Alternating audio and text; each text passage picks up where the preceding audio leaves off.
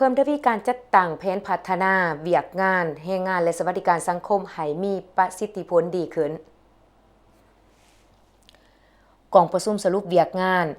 และแรงงานสวัสดิการสังคมแขวงจับประสักประจำปี2025ได้จัดขึ้นในวันที่25กุมภาพันธ์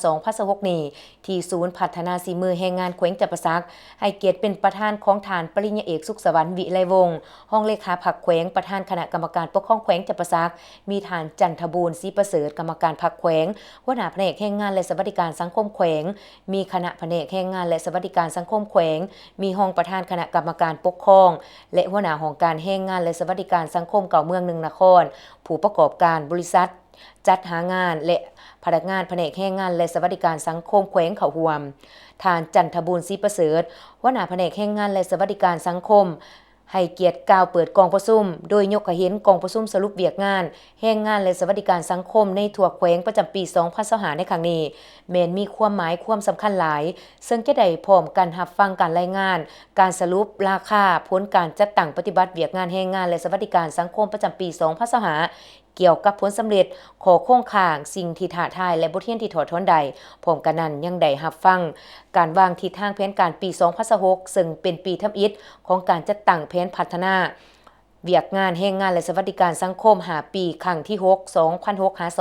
2030ให้มีความชัดเจนเพื่อสร้างความรับรู้เข้าใจอย่างลึกซึ้งและสามารถจัดตั้งปฏิบัติอย่างกว้างขวางพร้อมนี้ก็ได้เปิดกว้างให้บรรดาท่านผู้แทนกองประชุมได้ประกอบคำคิดคำเห็นต่อผลการจัดตั้งปฏิบัติและบรรดาข้อคงค้างเพื่อสอกวิธีการแก้ไขเพิ่มเติมซึ่งเป็นการแสดงให้เห็นถึงความรู้ความสามารถและหัวคิดประดิษฐ์สร้างด้านวิชาการเพื่อสร้างความเข้มแข็งในการจัดตั้งปฏิบัติ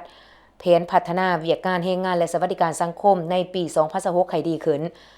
โอกาสเข้าร่วมกองประชุมที่มีความหมายความสำคัญนี้ฐานปริญญาเอกสุขสวรรค์วิไลวงศ์ก็ได้มีความเห็นโอลมซึ่งได้ตีราคาสูงต่อผลสำเร็จที่คณะภาคคณะนำแผนกแรงงานและสวัสดิการสังคม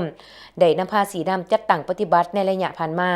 พร้อมนี้ก็ได้เน้นสืบต่อเพิ่มทวีเอาใจใส่ปรับปรุงและแก้ไขให้มีผลสำเร็จดีกว่าเก่าเป็นต้น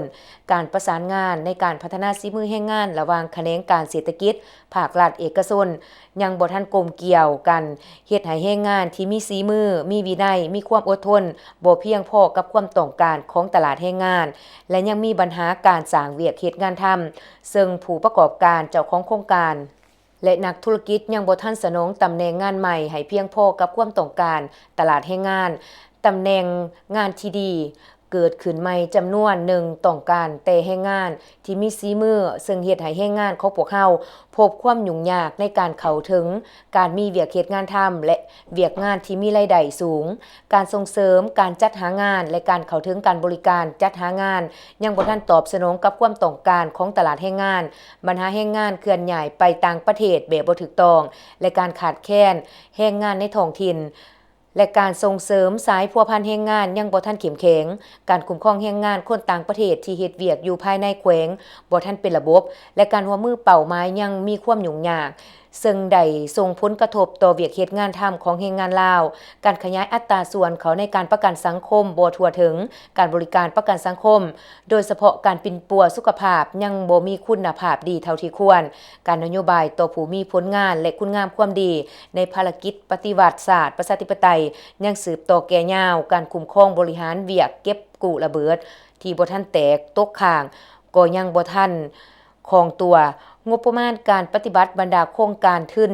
ยังมีจำกัดปัญหาที่ได้กล่าวมาข้างเทิงนั้นเป็นสิ่งที่คงค้างและสิ่งที่ท้าทายต้นตอที่แขนงแรงงานและสวัสดิการสังคมจะต้องได้สืบต่อเอาใจใส่ในการค้นคว้าสอกหาวิธีทางและวางมาตรการแก้ไขอย่างจริงใจกว่าเก่าเพื่อเฮ็ดให้การพัฒนาเวียกงานแรงงานและสวัสดิการสังคมมีประสิทธิภาพดีขึ้น